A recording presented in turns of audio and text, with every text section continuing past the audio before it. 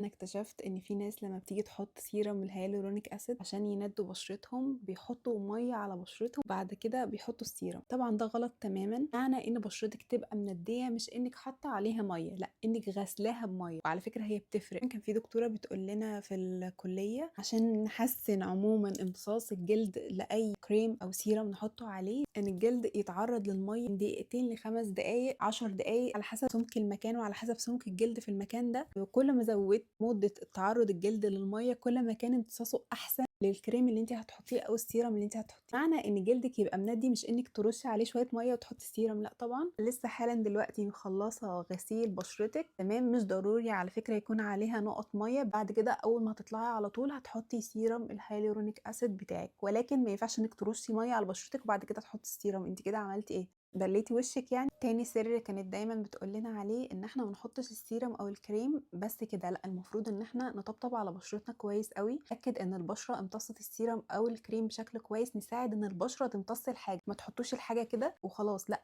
زعوها كويس جدا على البشره عشان البشره تتاكدوا ان هي امتصت الحاجه بشكل كويس. معلومه حبيت ان انا اقول لكم عليها تفرق جدا معاكم. وما تنسوش تحطوا كمان على شفايفكم. بس كده.